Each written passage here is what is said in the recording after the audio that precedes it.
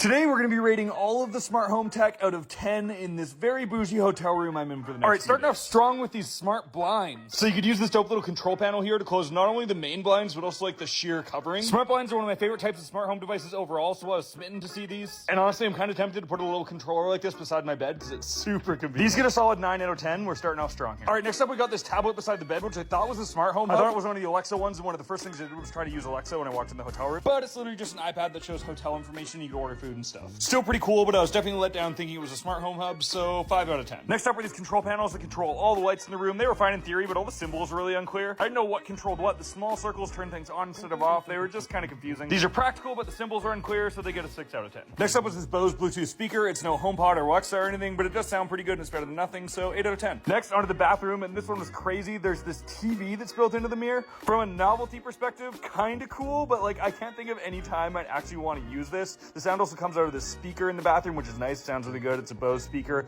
but like it's not even in view of the bathtub, which is where I think I'd use it. That said, it is still kind of cool, and I'll probably use it once or twice while I'm here, so 8.5 out of 10. This next one just straight up confused me. Is this phone right beside the toilet? I just straight up cannot think why this would be here. Like maybe in the bathtub while you're in the bath talking on the phone, but why would anybody ever need this? I respect it, but I don't understand it, so 5 out of 10. Last one confused me at first. It's this random female HDMI port, but this actually goes to the TV, so you could use it as a second monitor while you're working. Honestly, kind of nice. 9 out of 10. That's all the smart home devices in my fancy hotel room. Thanks for watching. We're here at Open Source, where a bunch of nerds show off all the cool projects they built. Today we're here with... Hi, I'm Fex. This is 64 DS lights. Each one has been controller modded, so any inputs I press on this controller here get sent to every single game. Mainly this was set up kind of to encounter rare Pokemon a lot faster. So there's approximately it's 1 in 8,192 chance that a Pokemon, it's called a shiny Pokemon, it has a different color palette, shows up.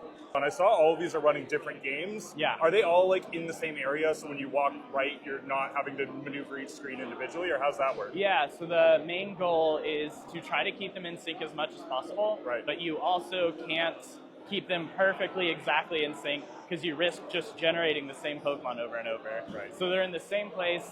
The save has been copied over, but each one has a different seed, and there's a secret ID that has been randomized so that they each generate different random events.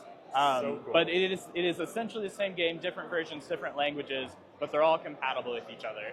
And then can you talk a little bit about how the controller input was done? Like is it a hardware thing? Is it software? Yeah, How'd you go about that? Yeah, so it's 2 hardware mods. One is a Bluetooth controller, Stadia controller, best controller, don't fight me, paired to this ESP32, which is a Bluetooth module that can talk to Bluetooth. Did you build that PCB yourself, or is Yes. that off the shelf? Yeah, no, I designed this PCB, So cool. and it is matched up with a NRF24, which is... That's this little chip here? Yeah, with the and antenna? with the second antenna, yeah.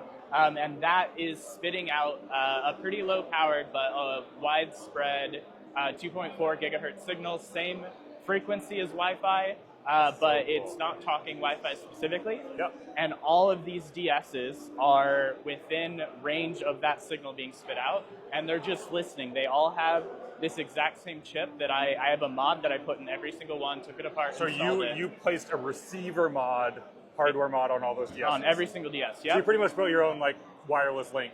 Yeah. And that receiver mod is just being mapped to the buttons, and it thinks it's hardware input. Yeah, so the That's receiver... That's fucking insane that you did that. How many DSs are there here? Up here there's 63, originally set up with 64. I have another 10 under the table in case anything breaks. Wow. But so the Flex PCB on the inside, it's about the thickness of a piece of cardboard. Right. And it taps into the test pads of every single button.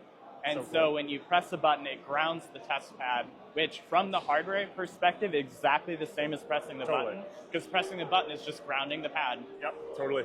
So cool, man. That is an incredible project. And then what's the hardest engineering problem you ran into when setting this up that made you almost want to quit? I think the hardest part was getting the first PCB to work. I was seeing all the signals go through into the NRF, but the NRF just was not transmitting the signals. It was actually not on this transmitter. This was the second generation transmitter, worked great. First generation transmitter, actually I have one just over here. The first generation had another one of those NRF modules on that, and I could see all the signals going into the chip, but then it would never rebroadcast them. I was deep in like the logic analyzer, the oscilloscope, and it was just not working. And is this getting power from the GBA port? Is yes, that what this is, yes. or just power? Well, yeah, it gets power and also the signal. There's a ROM running on the GBA that reads the button presses and sends them to this card. So cool. That's really, really neat. Eventually, I was missing a simple setup message, and that's why nothing was working. But I was so close to being done there. Absolutely insane. I'm sure there was many hours spent soldering here that you put in for this day. Where can everybody find you if they wanted to learn more about this project? Yeah, best place is just Fexcollects, FEXCOLLECTS. Cool. We'll put that on the screen here. Pretty much any platform. There's a website, YouTube, Twitter, wherever you want to look. Amazing. Thank you so much for taking the time, man. It was really cool. Awesome. Thank you.